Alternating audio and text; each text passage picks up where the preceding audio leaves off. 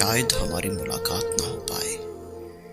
زندگی کے پتے پر چپکی میرے وجود کی گرد کسی بھی لمحے بارش سے دھل سکتی ہے۔ پتے نے شفاف ہونا ہے قلب معصوم کی طرح۔ البتہ اس صورتحال میں پانی کچھ گدلا ہو بھی جائے تو کیا ہے کہ پانی کی لطافت اور مٹی کی کثافت طویل رفاقت کی کبھی قائل نہیں رہی۔ سورج کی سنہری شعاؤں کو اڑتے ہوئے پانی اپنے نشیمنوں کی جانب پرواز کر جایا کرتے ہیں، لیکن وجود کی مٹی ہو یا مٹی کا وجود، اسے سفلی سطحیں ہی راس آتی ہیں۔ موت کا مترادف وصال کبھی مجھے بھی بہت فیسینیٹ کرتا تھا، مگر مالک الوقت نے جان کھینچ کر اسے صنم کر دیا ہے۔ اسی لیے اب قرب منزل کی سرخوشی کسی رومان کا عنوان نہیں ہو رہی۔ تمہارے جانے کے بعد جینے اور مرنے کے عمل کو مسلسل سوچتے ہوئے جیا ہوں۔ ہر رنگ کی تعویل رگ سنگ سے تلاش کی ہے، پر انجام کار جوئے معنی سیرابی سے خالی نکلی۔ معروض اور موضوع کے نمک گھلتے دیکھے، بے یقینی یقین کا تازہ مرکزہ ہو کے ٹھہری۔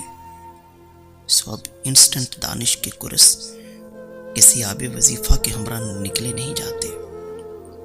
جس پہ آسرا تھا وہ دھڑکنوں سے عاری ہو کر میرے لہو کے ذروں میں سرایت کر گیا ہے۔ ذوق تماشا سے تو متصف ہے مگر کوئی تاثر نہیں۔ راضی ناراضی سے وابستہ کوئی تجربی یارڈ سٹک نہیں۔ ہاں، معبر آزاد ہیں، تعبیریں ملوک ہیں۔ بے اعتباری کے باوجود ایک تعبیر میں نے بھی اچک لی۔ اگر بالفرض ہماری ملاقات نہ ہو پائی تو ان 13 برسوں میں جتنی ساعتیں تمہارے سنگ سنگ بتائی ہیں وہ سب کی سب سالم کی سالم میرے ایک ایک خلیے میں محفوظ ہے۔ تمہاری اس زیست کے ہر ممکنہ مرحلے کا پاسبان رہا ہوں کہ میں ہر آن کا خالق جو ہوا، اور اپنی تخلیق کی ہر ساتھ میں جینا خالق کا حق ہوتا ہے۔ دوسروں سے کچھ ناانصافی کرتے دل میں چند رنجشیں پال کر میں نے صرف تمہیں پل پل جیا ہے۔ عمر کے کس حصے میں تم کیسی دکھتی، کب کس رنگ کے کپڑے پہنتی، پونی ٹیل تم پر کتنی سجتی، تم کب بے ساختہ مسکرا دیتی، کیوں منہ بھی سور لیتی۔ تمہاری فرمائشوں کی فہرست پر مشتمل کسی ورق کا کونا نہیں موڑا گیا۔ تمہارے کھلونے، جوتے، فراق، تمہارا لمس پہنے آج بھی نئے نکور پڑے ہیں۔